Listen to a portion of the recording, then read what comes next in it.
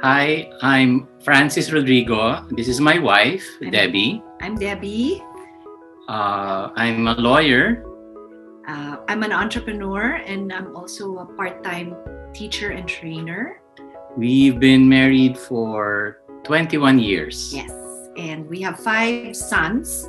Their ages are 11, 14, 16, 19, and 20. Okay, so we had 5 kids in the span of 9 years, and we had our kids all through natural family planning. Yes. So how long did we practice? We practiced the Porsuelo experience for at least 3 years. 4 years. 3 or 4 years. Yeah. That was in the about 2012, thereabouts. But in the early years of our marriage, kasi we got married in 1999, we knew we wanted to have kids, and a minimum of 4 kids.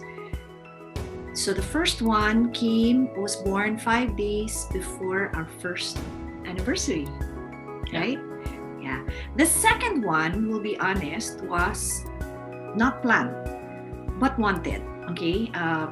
Because I was still, at the time, we had not yet learned about natural family planning, any kind of natural family planning. And so I found out that I was pregnant while I was still breastfeeding my oldest son. So I never got my period, and then pregnant again. Our second son was born 1 year, 1 month and a half after the first. So parang medyo surprise. So yung kwento dyan is, diba, after the first 2 were born, sabi ko, let's give ourselves... Pahinga muna. Pahinga muna. Let's give ourselves some space before we have our next child. Although we had already agreed na we wanted na 4. So, yung pahinga namin was parang a moral dilemma for us at the time kasi we weren't aware yet of natural family planning. Parang you'd only studied about something similar in school, but nobody had really taught us. So, of course,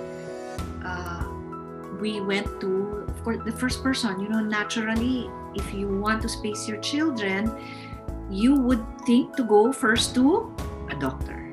So the first person that we approached at the time was my obstetrician gynecologist. We were already in community at the time, but we were unfamiliar with NFP or natural family planning. So of course, ano ba yung prescribe ng doktora? You remember? Something. She prescribed. I was pills. Still breastfeeding. Yes, of course. Yan ang unang i-prescribe. Yes. No? So this just very openly sharing our journey with you guys. No? That in the early years of our marriage, after our second child, we decided we wanted to space between the second and the third. And so we went to the OB-GYN, and the OB-GYN said, okay, I'll give you a progestin-only pill. Low dose, parang ganon. Progestin, it's a single hormone that would allow me to continue breastfeeding pa rin. So my concern at that time was, sabi ko, is this going to affect? Kasi parang syempre, alam mo na, parang I learned in school, kasi Catholic school, parang I learned in school, this is wrong, di ba? But absent any other, and if you ask naman a priest, and I'll be honest, if you ask a priest, at the time, walang alam yung mga pari rin. Hindi naman sila familiar sa NFP, so wala silang ma-recommend, no? Cannot naman also blame them. So we, in conscience, we studied what our options were, and then we went on. I asked the doctor, sabi ko, do I have to stay on this forever? And then she said, no, at some point, babalik yung period mo. So I said, oh, okay, so it's not permanent. So a few months, I think around on my 8th month, my period came back. So when it came back, that's when, fortunately, we learned from community that there were natural family planning methods available to us. We were introduced to Porsuelo sometime 2012. We met Nanay Feling Porsuelo. I met her in in a retreat house center in Antipolo, and she gave a workshop for NFP trainers. So it was a very inspiring to hear her, a high school graduate, to talk about this experience, family planning experience, and it was also to hear from her that she had gone all the way to the Vatican and presented this. She and her husband were able to present this to Pope John Paul. Yes. Okay. What's interesting is siya yung nag-attend ng training. Normally, it's the women who are more invested in training. But this was different because Francis was the one who attended the training. I don't remember anymore why I couldn't, but he studied it, and then we decided to practice. No, we were committed naman eh. We were committed NFP practitioners, committed pro-lifers. What was fascinating about this is how Nanay Feling really appeals to the husbands in particular to understand this methodology, no? So nakilala niya muna si Nanay Feling. So si Nanay Feling pala, taga Bukidnon, high school graduate. Yung mister niya ay security guard sa Tatay Eli sa Del Monte, if I recall correctly. And they had 5 children, I recall. So simpleng simple folk, pero malalim yung kanilang karanasan pagdating sa ganitong klaseng family planning. So they're very committed teachers and trainers of this natural family planning method, which they pioneered, no? So how they found out about this is dun nga sa Bukidnon, since he was working at Del Monte, there were people who came in, if I remember correctly, parang pare, Jesuit priests who learned about some natural family planning methods. And then they started to teach it to the employees of Del Monte. So sumama si Nanay Feling in the training, and then she started to learn about all these different techniques, no? So that particular technique was the basal body temperature at the time, which was being taught. So it's very scientific kasi mga modern family planning methods na to, hindi na to yung mga dati nilang pinag-uusapan na rhythm, calendar method, which are inaccurate and very, not scientific. So yung inaral ni Nanay Feling na basal body temperature is very scientific, and the premise is that the temperature of the woman's body will change depending on her fertile cycle within the month. So inaral niya yon from some nurses, and then may mga Jesuit priest rin ata na nag-aaral at the time. And she also learned some methods from her mother, mga parang how do you call it, handed down from generations, but made a lot of sense, yung understanding the discharge, the mucus discharge of a woman, which is also very scientific kasi meron namang basis, in fact.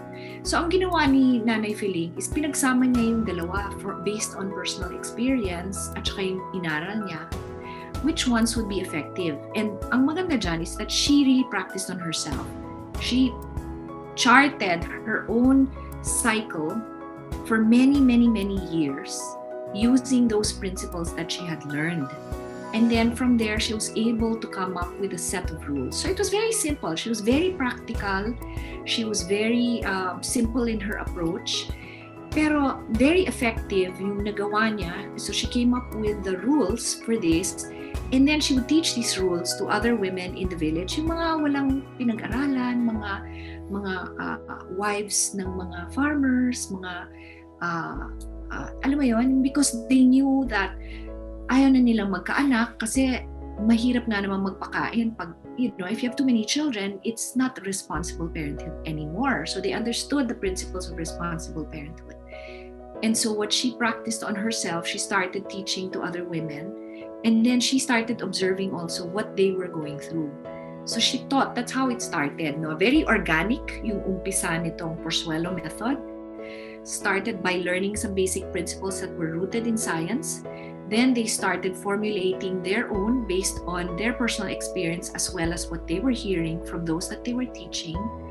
And then they started refining all of these rules and then documenting them so that other people would have an easier time following it also. Yeah, and it caught the attention of, now Cardinal Rosales. Yes, he was then the Bishop of Bukidnon, of Balay-Balay Bukidnon. No? So it caught his attention, and through him, they were able to recommend that this couple, si Tatay Eli and Nanay Feling, go to, and we're talking 70s ito 1970s ito.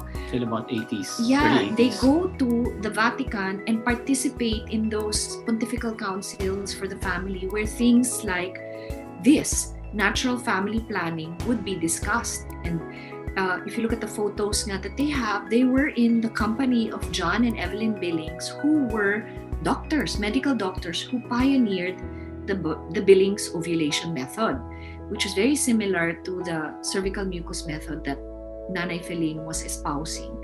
But in her case, she really took all of her learnings and then combined it into something na mas practical na aralin ng mga tao. Kasi yung Billings ovulation method is very technical eh.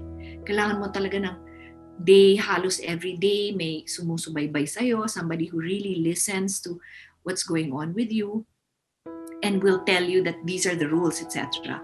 Here, she lays it out in very simple terms, very easy to practice, as well as, alam mo yun, yung parang that conviction that this is something that she went through. She had a lot of empathy for the people, for couples who were practicing this. So, very appealing. Maganda talaga yung process. So, taking off from, their experience in the Vatican, ang maganda dyan, since they were asked to testify in a panel of scientists, about the validity of this methodology that they came up with, they were questioned, etc. And then they were found naman na walang error.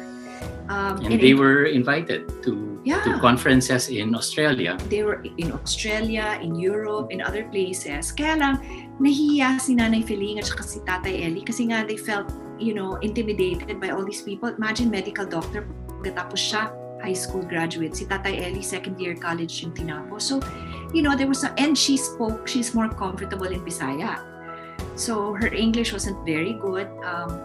So, parang she just said, hindi, magtuturo na lang kami. We'll just continue doing what we're doing best with the people who needed it. So, there is that acceptance from the Vatican that this is scientifically sound, that they went through and they understood also the teachings of the church, and they included these teachings of the church when they would teach NFP. In fact, si Nanay Feling will not teach couples who are not married in church. Sa kanya, this is a basic a premise for her, because it's very important that it's not going to be abused, diba? Or misused. Abused or misused by couples who are not married in church and who do not wish to practice the teachings. So, ang importante para kay Nanay Feling is that this is really a complement to the practice of the Catholic faith of the couple. Okay, this is not something na you can take out of context of a Catholic marriage and then use as purely a contraceptive. So, yun yung importante sa natural family planning na Porsuelo.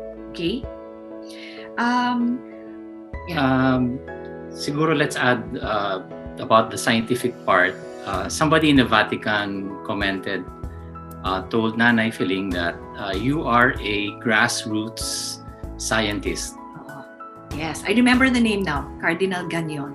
Cardinal Gagnon was the one who really they were very impressed with even Pope John Paul II at the time also used to talk to, he would personally consult with Nanay Feling because siguro kailangan rin niyang kumausap sa isang babae na married, na may experience with marital life and marital experience, and see how all of these Catholic teachings like Humanae Vitae could be practiced organically in a relationship. So our personal experience of using the method. After that initial workshop with Nanay Feling, syempre ano yun yung chart. Charting, no? Ang sistema, pagkagising ni Mrs., kukunin niya yung kanyang... Take my temperature. And using then, a thermometer. And then, ang husband, si Mister, ngayon yun, isusulat ngayon dun sa chart. Sa chart, yeah. And then, syempre, parang up and down yung kung yung dots. It's connecting the dots. So yun yung parang masaya doon. Ang maganda kasi dito is it's really a very collaborative effort. It's not just the job of one woman, or it's not just the job. Madalas kasi it's on the woman, di ba? If you look at cervical mucus, for practical purposes, ang babae lang syempre po ang mag-o-observe, di ba? But when you're talking about something like a temperature, it's something that I can take and then my husband can write down and then chart. He will be the one to say, okay, this is your temperature, and then he'll be asking me things like, what are you feeling today? Meron ka ba ibang symptoms na nararamdaman? Headache ka ba? Meron ka ba stomach cramps? Yeah, mga ganon, things like that. Nakipag-away ka ba sa kung kanino? Talagang may husband and wife interaction. Maganda dyan, it really encourages communication between husband and wife. And then, so after 3 months, 4 months, we were able to, na-plot na namin kung ano yung cycle ni Debbie. So, 28 days, 20, thereabouts, no? So, doon na namin malalaman together kung ano yung safe and unsafe, infertile and infertile periods. So, when I would possibly could get pregnant, at saka kung kailan parang safe. Si Nanay Feling, ang kanyang, sabi niya, 99%. Well, like, effective. If practiced properly. If practiced properly, yes, it's very, very effective. Like other natural family planning methods, no? I think the most important point is more than, and there's a temptation to focus on the fact that hindi ka mabubuntis or mabubuntis ka, is what are the other gifts, graces, or benefits that Porsuelo can give to a married couple? And my husband and I talk about this. By no means is Porsuelo a magic pill to solve problems between a husband and a wife, diba? Parang it's not going to suddenly make the two of you get along better with each other if you're not getting along for whatever reason. However, it will not aggravate whatever problems you have. Okay? Let's put it this way na lang. Kung kunyari, hindi magkasundo ang mag-asawa, and then what will happen is that you decide to practice non-natural methods of contraceptive methods. Diba? You decide, for any couple, not just talking about Catholics, you decide to use, let's say, the condom or the pill. Ang mahirap sa ganung klase is that there's a poor understanding of the nature of women and the nature of men and the way they relate to each other. So the Porsuelo kasi makes you understand that there has to be mutual respect between husband and wife. And this method is not going to work if there's no mutual respect. So talagang parang you're forced to look at each other and say, do we want to make this work? It's like a marriage. It's a commitment, no? If we want to make this work, we have to be committed to communicating with each other, being honest with each other. And even in the, let's say, infertile period, hindi ka mabubuntis. Hindi ibig sabihin na hindi ka mabubuntis si Mr. pwede niyang gawin ang gusto niyang gawin. It doesn't necessarily work that way. You still have to communicate with each other, and the husband has to understand that, yes, I understand my wife is infertile at this time, but I still have to respect her. But he has to respect my feelings, my, whatever it is that's going through. If, diba, parang stressed ako sa trabaho, it's the last thing on my mind, or the kids we're having problems. There is that. And like with all natural family planning, if naman, for instance, there is a very good relationship between husband and wife, and there is mutual love and desire. O, di ba? Desire. And let's face it, the desire very often comes when you're fertile. Ganun talaga di ba? That's human nature. That's why you're able to procreate, is because when you're fertile, parang your bodies know it. So, let's assume, fertile ako, and I have a mutual desire with my husband. For my husband, he has desire for me. So he looks at me and he'll say, let's go. And then I'll say, alam mo, pwede akong mabuntis ngayon. There's that knowledge, alam ko yon. And then sasabihin ng husband, alam ko, okay ka ba doon? And then I have a chance to think about it and say, I'm okay. Sige, let's do that. There's that knowledge that, yes, you're being responsible. These are being responsible parents means you are aware of what you're doing and you're aware of the consequences of your action, whether positive or negative. So there's always that openness to life, di ba? Kasi it's not like, well, let's face it. If a husband and a wife are having marital relationships, you will always be open to life. Yun yung simple fact doon. Is that there's always the possibility, regardless of what method, natural or artificial, you are on, there is the possibility of conception at any time. So people have forgotten that's what openness to life means, is that we are not in control of our bodies. There's only so much that we can control over our bodies and our fertility. But what's important is that we remain and we understand that this is how it works. This is how the world works. This is how marriages work. Diba? It's not everything always goes on to plan. Sa Porsuelo, yung chart na binubuo namin ni Debbie, hindi lang siya, multipurpose. Yes, nire-record ko yung temperature, nagko-connect the dots ako, tinitignan ko kung kailan siya fertile, infertile. Tapos, kasama din dun sa chart yung moods ni Debbie. So, salamat sa ganitong charting sa Porsuelo. Nakatulong na mas talo kong intindihin si Debbie. Kasi yung kung minsan hindi mo alam, nananahimik lang ako, nanonood ako ng TV, biglang magagalit. May sasabihin, kasi may moods, kasi baka pala hormone affected, hormones, diba? Before PMS, diba? The woman is feeling PMS, or diba, or yung hormones kasi will move depending on the time of the month, so may up and down yan. Mm-hmm. So parang mas naiintindihan niya ako at least. Pero hanggang ngayon hindi ko pa naiintindihan. Hindi. Joke. Well, I think yan ang mystery.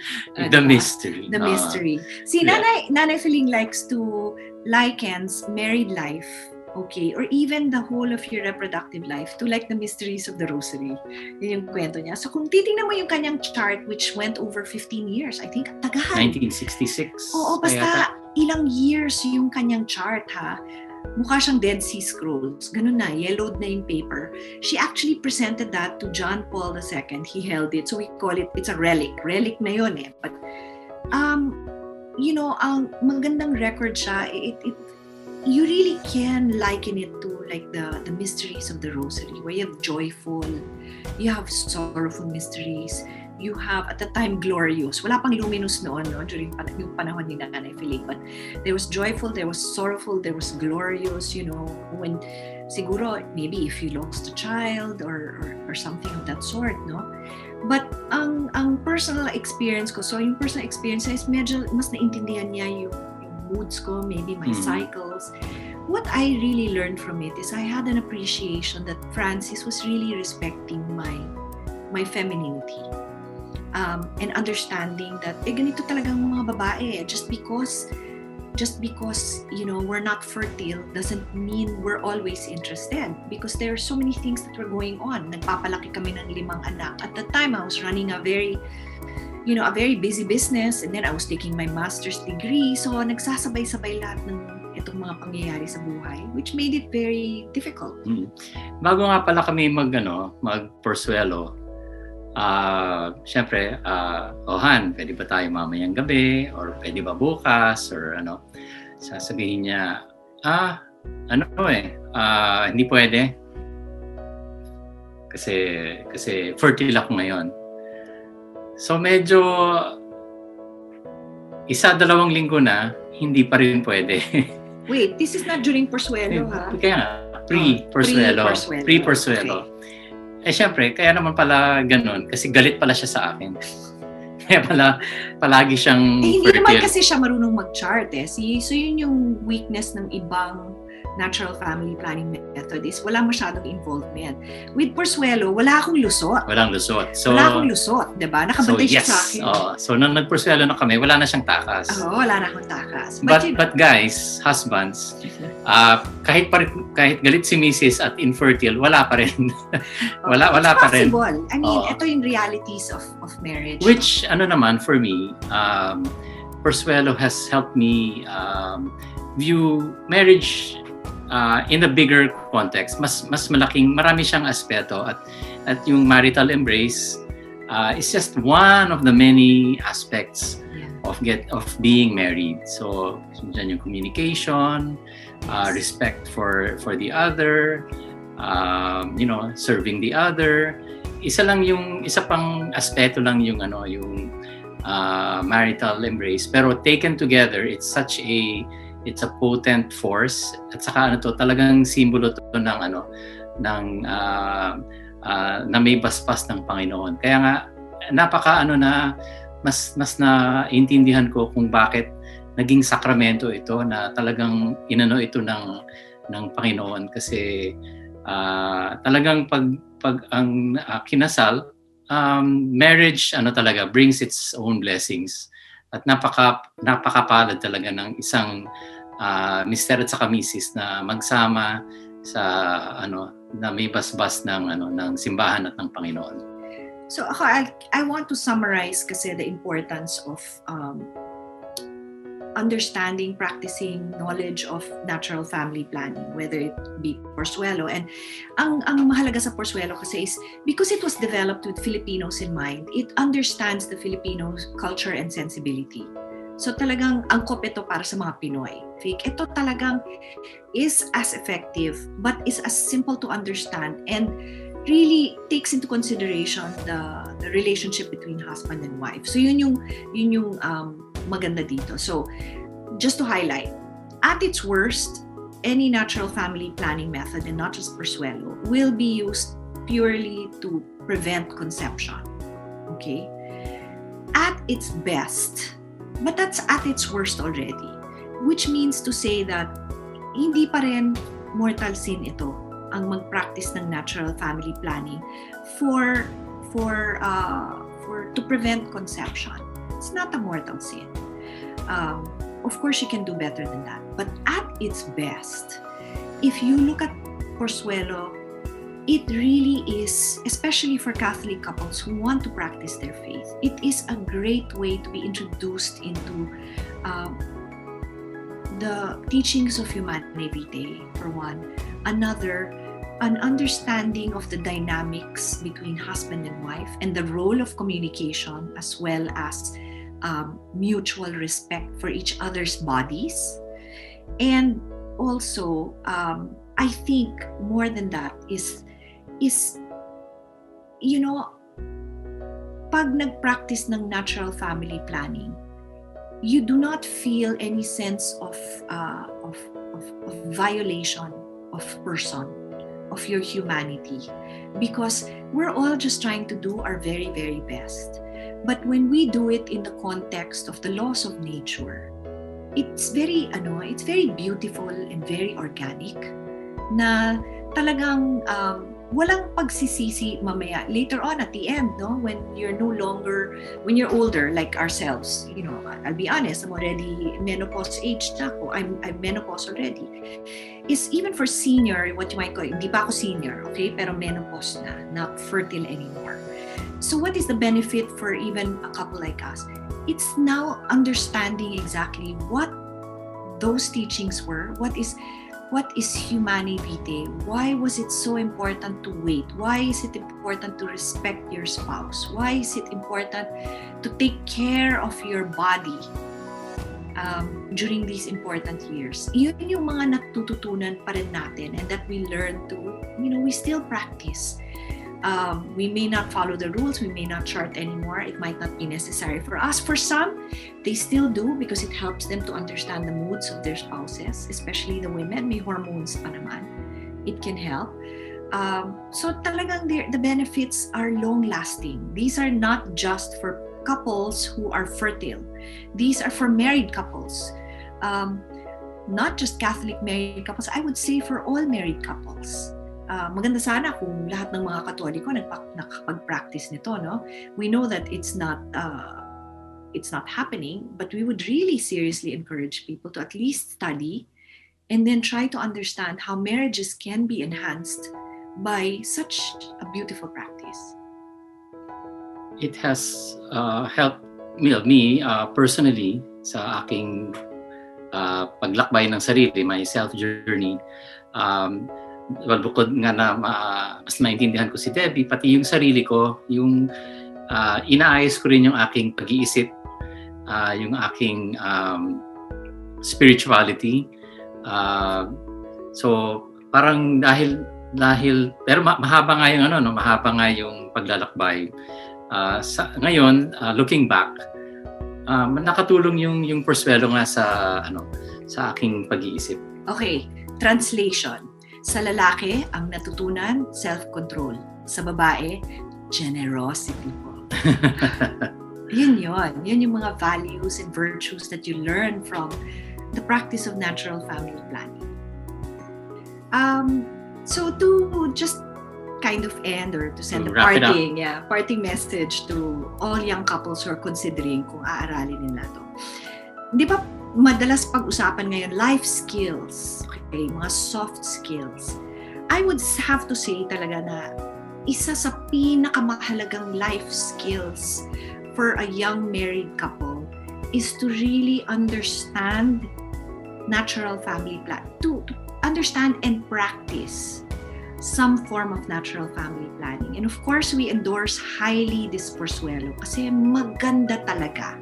Talagang it was designed with Filipinos in mind, and not, hindi namimili, mahirap ka man o mayaman ka, the rules apply universally. So maganda talaga. And isa itong tool that everyone must have in their marriage toolkit. Francis and I went through some very, very difficult years, okay?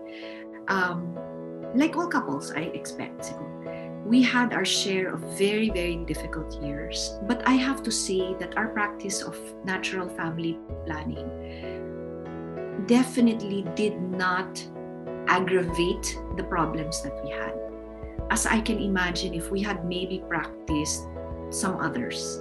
Diba? Kasi pwede mong gamitin as ammo later on. Ikaw kasi parang pinilit mo ko, like if a woman had been forced to use artificial contraception, or the husband, it could have been reversed.